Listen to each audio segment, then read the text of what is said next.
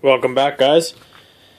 So, this started as my 250 subscriber celebration video and ended up as we have issues. To make this super quick, after completely tearing apart my layout and putting it back together, I finally decided to isolate the issue.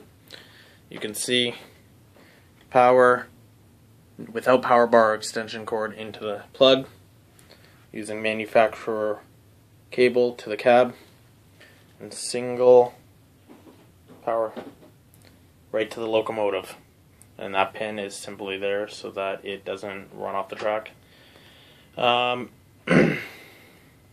So here's my Kato SD40, and at a standstill.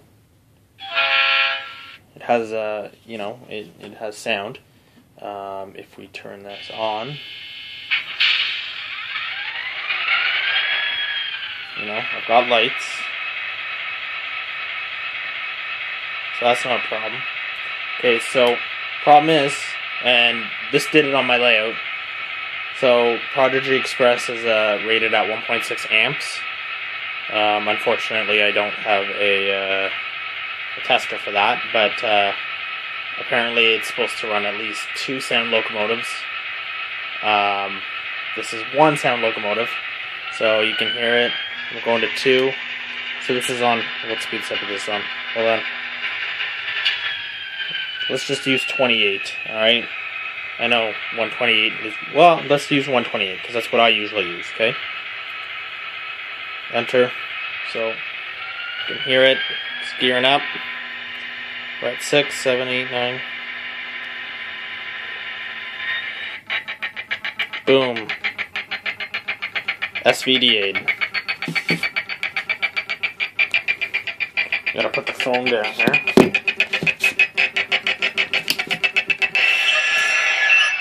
As soon as I stop it, boom. So I thought, okay, well maybe it's just the the SD40, right? So we put the Bowser on. My MLW C63 or 630, sorry. Get that on. Bring up the cab. 45 is it. That's it. Let's turn the sound on to make. Oh, once I go. Oh Jesus! See, I already SVDA'd. I didn't even do anything. I went to 1. Jump to the track. Anyways, that was a good enough demonstration that as soon as I give it power,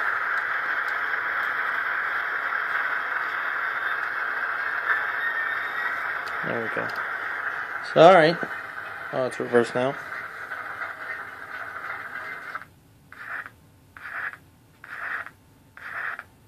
So you can hear it.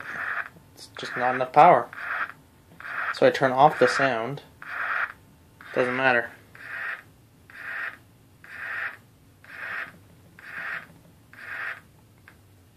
It's dicked. So finally, and that's it. So I thought, okay. Well, what's on there? I gotta take the pin up first. There we go. So I thought, okay, well, you know what? Let's take one of my non-sound units. So this is an Athearn DCC ready. Popped a decoder into it. I don't remember. I think it was an NCE, whatever. Just your regular pin. So you can see, okay, lights, right? Cool, cool. Alright, alright. Let's pick up this pin. Ugh.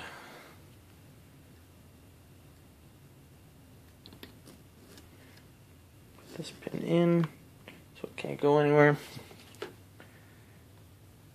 That's not it, that's it. So it's already set to 16. So we have working lights. Let's go forward. So now, this is going to be on speed step 14 just to get to the quickest. Alright?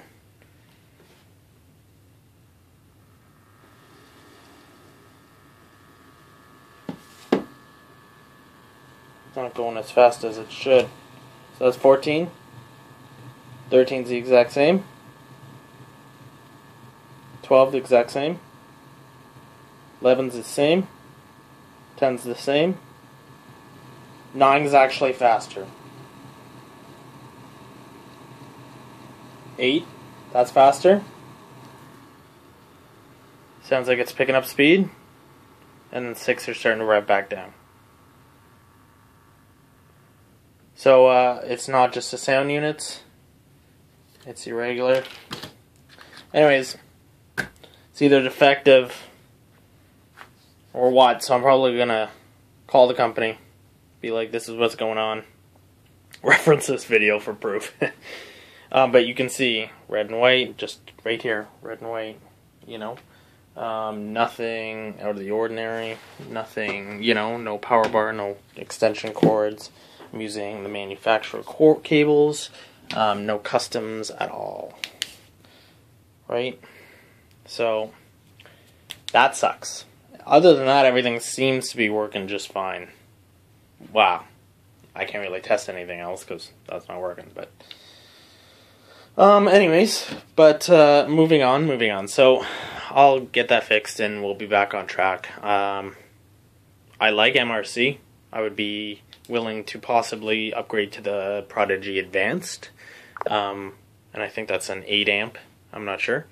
But I'd be definitely looking at the NCE just for, you know, I like the display. That's the thing. Like, I like the LED display, and I know you can go with Digitrax, and that's also an option, but I think NCE or stick with MRC, but I'm not quite sure.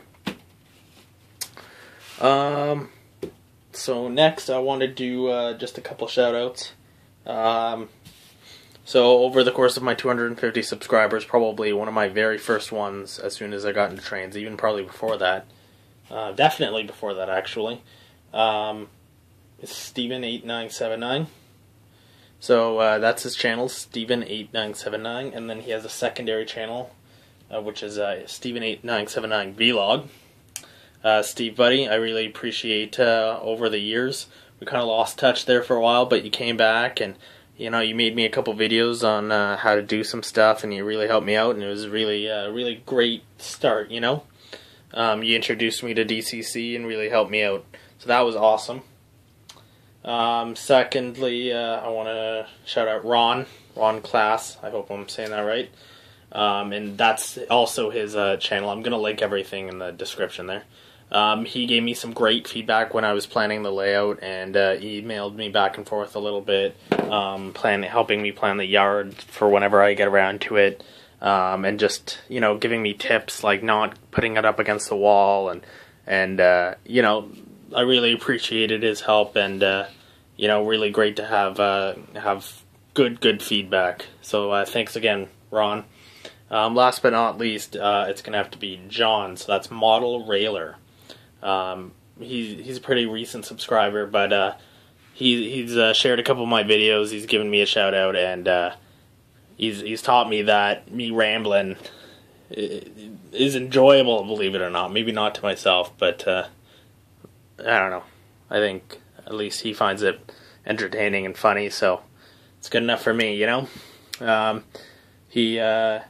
He's just starting his layout after, I think, his third layout, after a little bit, so it's neat to see him go through some of his older stuff and kind of get going, you know, because it's all kind of a blur for me, but, you know, it took me long enough to get to this point, and it's problem after problem after problem, but I'm getting there. So it's good to see somebody else kind of, you know, starting fresh and very enthusiastic, very talkative. So thanks again, John. That's Model Railer. So that's about it. So moving on, again, there's not too much progress I've made. I've hooked up a couple more power feeds because I thought that was part of the problem. One of the issues I've had was my SD40, the 6-axle locomotives. There's a space in between the rail joiners right here. And usually that wouldn't be an issue, but what happens is it takes this, and because obviously 6 axles don't do sharp bends as well, it the first truck goes over okay, and it looks like the second truck, it falls into the gap, and when it does, it must lift up the first axle just enough to skip the frog and short. So I fixed that. I've resolved that issue. Before I actually noticed that, I ended up I cut the little Pico wires out. I set up, basically what I did is I removed it because it's not doing it anywhere else. So it could be slightly defective or not defective, but just deformed in a way. But I took it out and I couldn't get it to go, so I put it back in and I really watched it, and that's when I noticed the wheel skip across the frog. So I got that resolved and I was pretty happy. But other than that, this whole power thing is just what I've been dealing with. I've had no big other issues. I'm going to start the tortoise machine over on that Shinohara in the near future. Just keep at the feeders, because I've only got a couple left that aren't hooked up. What else? I got my jewelry drill, so that's going to allow me to drill out the tortoise machines properly. Got, I don't know if I mentioned in the other video, this sweet wire stripper from the woman. And I tell you, this is possibly the best tool ever. Hands down the best tool ever. I'm not terrible at stripping wire manually, but this thing, you just kind of feed it through, and you can see it grips it, and then it just kind of cuts and spreads, and oh my god, perfect every time. I love it. I wish I had more wire just to use it. And I do. I use it every time possible. So that's great. But we're 12 minutes, so I want to make this quick. I have this AC 4400. If you watched any of my previous videos with it, you can see it's been a pain in my ass. I pulled the decoder out of it because it was shorting, and I've rewired it. Now the problem was, I rewired it when I was first starting to solder, 2, had no flux. So the wiring job is pretty nasty. I think this has had maybe a total runtime of 20 minutes, if even. I'd be lucky if I got this running for 20 minutes. It has motors, lights, all of that. It's 8576. The lights, due to the shorting on the manufacturer board, they blew, so I've replaced the small lights, but they're a little dimmer than I like, and this is much too new for my layout. Basically, the newest, I always said late 80s, late 70s, early 80s. This is obviously a very new locomotive for my layout. I bought it kind of spur of the moment, and I've regretted it ever since, so I'm going to cut my losses. I want to get rid of this thing. If anybody is interested, I'm going to post this probably on eBay or Kijiji or something in this very soon future, but if anybody's interested, like $25. $25, what I'm going to do is no decoder, and I'm probably going to pull my wiring out other than the lights, but if you want it, it's $25 and shipping. And, we'll discuss shipping and we'll talk about that. But I have the box. I have everything. Here's the box. So all the instructions, all the packaging, everything like that. I've got it because I keep all that stuff. It's a shame because it is such a nice locomotive, but I just don't love it enough to keep it. And, I could probably fix it. I could get it working. I certainly could now with my new soldering skills and my new confidence and motivation. But you know what? I just want it gone, guys. It's sitting in a box right now, doing nothing. So, if anybody is interested, you let me know. But if not, I'm going to post it in a week or so and just get rid of it. Other than that, that's 14, 15, minutes. All right, take care, guys.